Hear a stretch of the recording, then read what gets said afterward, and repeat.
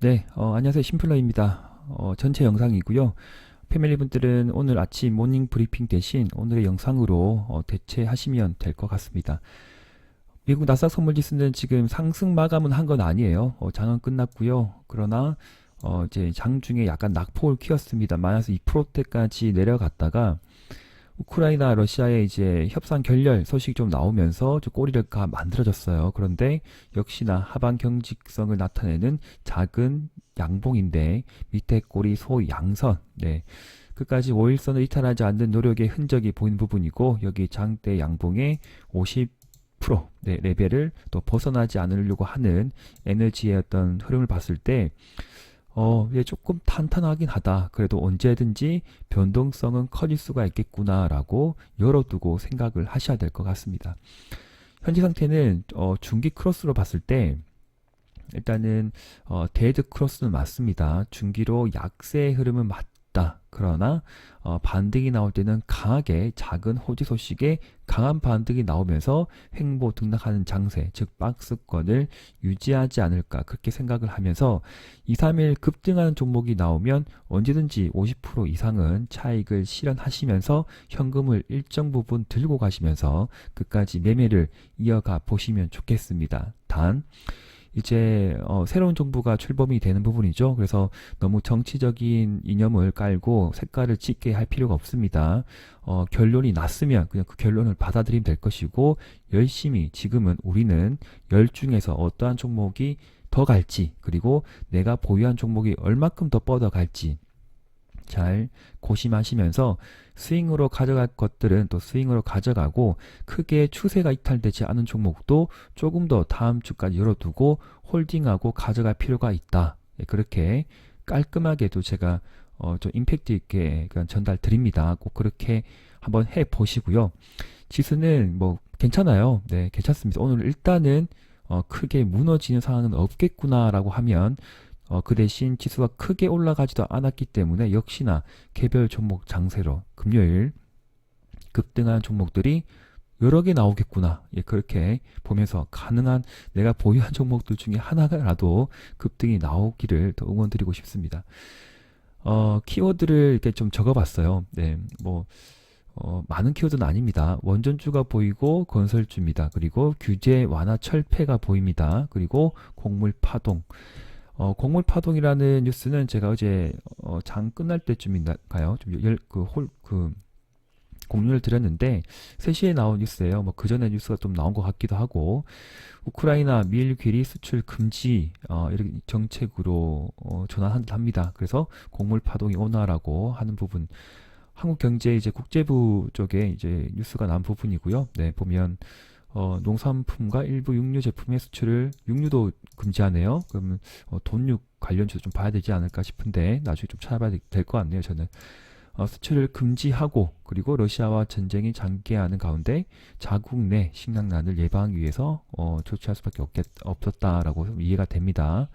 그래서 현재 이제 뭐 식량 관련주면 미래생명자원이 거의 대장주 관점에서 어제 갑자기 큰 반등이 나왔죠. 네, 차트 잠깐만 볼게요. 어, 미래생명자원이 크게 추세가 이탈되지 않고 올라가는 부분은 정말 대단합니다. 힘이 뭐 장사네요. 장사 맞죠?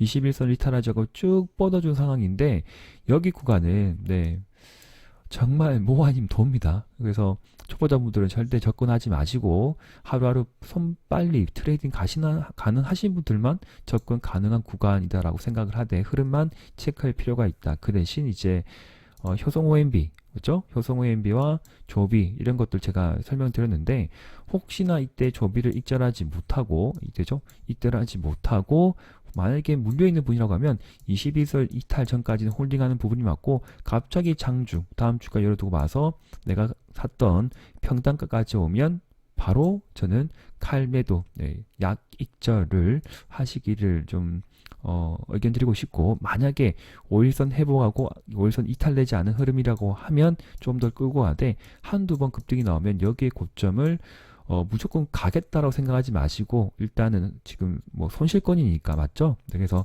손실은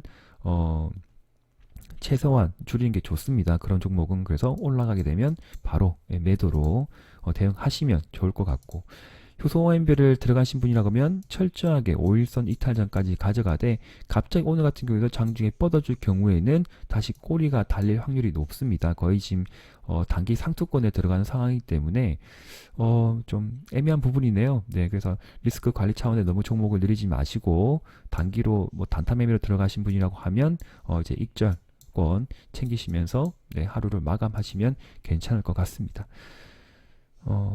5일선 이탈되면 무조건 칼매도예요. 맞죠? 5일선 터치할 때 사서 쭉 뻗으면 익절이 맞습니다. 그렇게 생각되는 부분이고, 그리고 이제 원전주 보성 파워텍이 대장주 관점으로 올라가는 부분이죠. 그래서 보성 파워텍을 단기로 익절하신 분도 정말 잘하셨고, 뭐 조금 보유하고 있는 분도 그래 뭐 나쁘지 않은 상황이 되겠지만, 현재 시간으로 지금 보성 파워텍은 한 3%대 마이너스를 보이고 있습니다. 그래서 원전주는 단기 고점은 맞겠지만 그래도 크게 올라가지 않은 종목들, 네, 바닥권이죠. 2배 이상 갔습니다. 그러면 2배 간 종목은 쳐다보지 않는 걸로 그렇게 좀 대응해 주시고, 좀 조용히 올라갔다 조용히 내려온 종목들이 있죠. 뭐 한전기술이거나 두산이거나, 그 다음에 한전 KPS도 갑자기 시가 갭상 만들어 10% 만들어 버리고 꽂아버리죠. 네, 세력의 의도입니다. 그래서 거래가 터지면서 음봉이 내려왔기 때문에 좀 단기 조정이 조금 더 기간 조정이 필요하지 않을까. 가격 조정도 좀 더 나올 것 같아요. 그래서 5일선 이탈하게 되면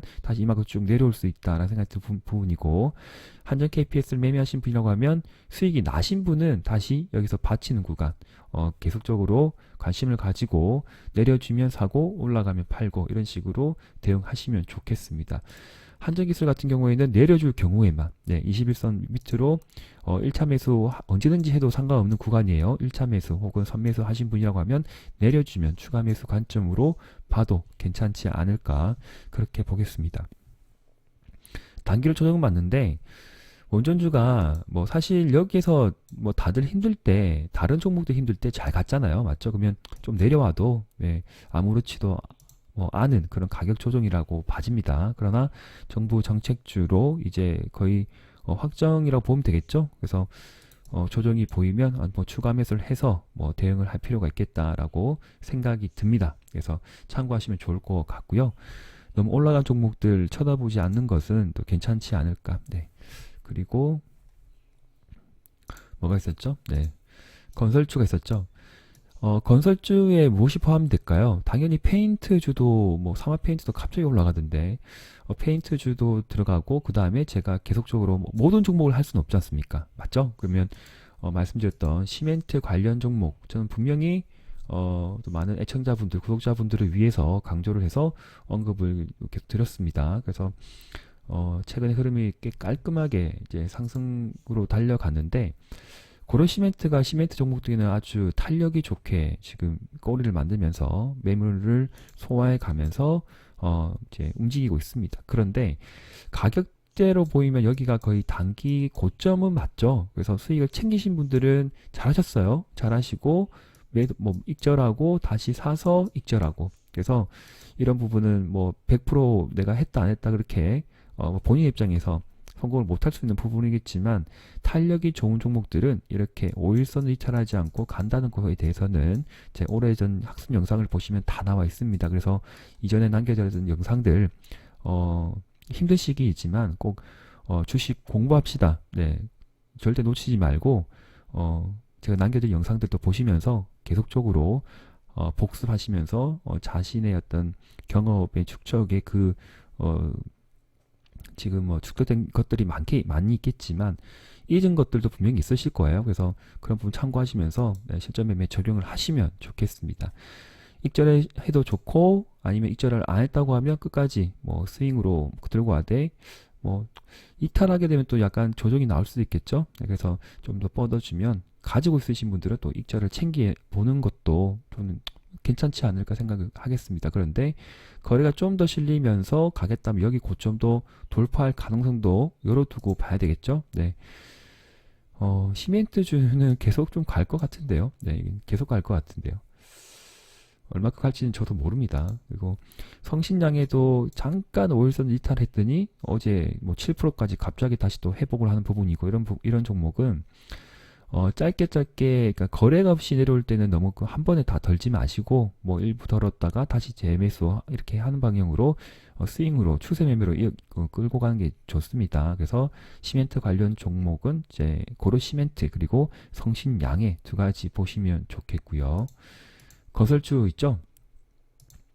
건설주는 제가 오래전부터 어떤 걸 좋아했었나요? 그리고 자주 거론을 했는지 기억이 나시죠? 네. 바로 이제 대우건설입니다. 대우건설은 제가 중간에 좀 이렇게 설명드렸는데 좀 더 뻗을 것 같습니다. 뻗을 것 같습니다 했는데 이틀 전에 좀 내려줬죠. 내려주고 어제 만회를 했습니다. 그런데 여기에 고점을 좀 돌파하기에는 약간 애매한 부분이죠. 그래서 시원시원하게 올라가면 좋겠는데 여기에서 단기 고점에 약간 에너지가 좀 힘이 딸린다라는 느낌이 드시면 하루 이틀 흐름을 보시고 좀 뻗어줄 때 그때 뭐 조금 덜어보는 그러나 전체 비중을 덜지 않았으면 하는 생각도 듭니다. 그래서 잘 판단하시고 추세를 보시고 단기 추세가 이탈되면 전략 매도 하셔도 상관이 없고 좀 더 끌고 가봐도 괜찮지 않을까 그렇게 좀 생각해 보면서 대우건설 그리고 어제 같은 경우에는 현대건설이 뭐 수급이 엄청 좋게 뻗었죠. 잠깐만 볼게요. 외국인과 기관의 공격적인 배팅이 들어왔습니다. 그건 3일간 크게 던진 외국인이 단 하루 만에 뭐 이렇게 다 쭉 빨아 당겼는데 개인이 팔면서 쌍끌이 매수가 들어오면서 중형 사이즈의 롱바디가 나왔다. 그러면 조정을 잠깐 보인다 하더라도 다시 올라갈 확률이 꽤 많지 않을까 그렇게 열어두고 보셔야 될 것 같고요. 현대건설, 대우건설 그리고 이 종목도 좋은 부분이죠. IS 동서까지 한 번 더 치고 간 흐름. 어제도 뭐 8%대까지 상승이 나왔네요. 야 강하다 맞죠? 네, 수급도 좋고 자 건설주는 이렇게까지 보시면 좋고 자, 중소형 건설주 중에 제가 또 저번 주말에 언급드렸던 자연과 환경도 뭐 크게 이탈됨이 없이 오른쪽 횡보 등락하는데 그 변동폭은 좀 큽니다. 어제도 8.8%까지 상승을 하고 약간 눌러졌는 부분이겠지만 크게 추세가 이탈되지 않는다고 보면 홀딩을 좀 하시면서 좀 한 번 더 스윙으로 가져간 전략은 좋고 만약에 없으신 분이라고 하면 눌러줄 때만 1차 매수는 뭐 괜찮지 않을까 그렇게 좀 봐도 될 것 같습니다.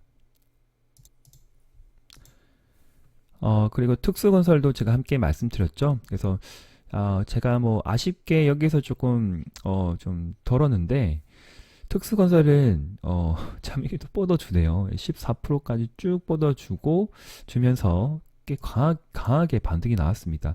꼬리가 좀 달린 부분은 뭐 약간 속임수인 것 같고요. 맞죠? 그래서 쭉 뻗어주면서 또 여기에 좀 캔들의 밀집 상태에서 매물이 좀 투하되는 상황이 있지만 눌러줄 때는 또 다시 좀 담아봐도 되지 않을까 그렇게 볼 수 있는 종목 특수건설, 자연과 환경 두 가지 종목 관심 종목에 넣어두면 좋고 다른 것들 잘 갔어요. 벽산도 좀 잘 올라가고 있고 예, 중소형 건설주입니다. 그리고 삼부토건도 네, 그냥 뭐 상한가로 막 시가가 갭상 떠서 그냥 쭉 밀어버리네요. 네, 굉장히 상승 탄력이 좋게 올라가는 부분인데 초보자분들이 근접할 수 없는 들어갈 수 없는 또 가격대이지 않을까 해서 너무 또 올라간 거 보지 마시고 네,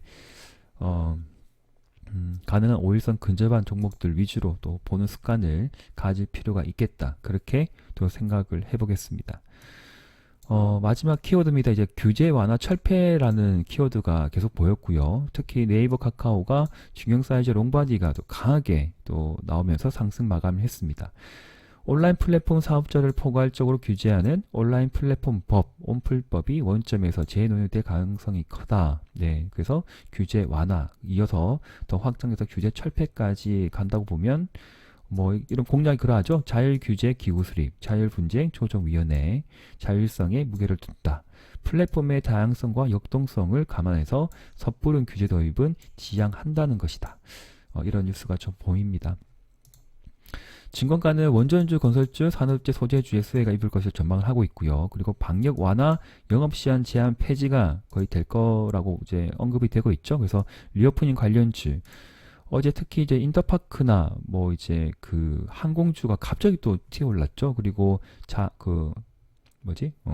제주항공, 제주 맥주까지 또 다들 중형사지 롱바디가 나왔습니다. 그래서 언급드린 종목들 수익이 난 종목들이 있으면 포기하지 마시고 끝까지 흐름을 추적을 해서 마지막까지 또 수익을 계속적으로 낼 수 있게끔 또 열심히 열중해서 또 매매를 하시면 좋을 것 같고, 뭐 굳이 다시 못 잡았다 하더라도 너무 크게 뭐 실망하거나, 예, 뭐 자신의 뭐 탓으로 돌려서 뭐 이렇게 안 좋게 생각할 필요 없습니다. 네, 그럴 수도, 아이고 뭐 올라가네, 어쩔 수 없어.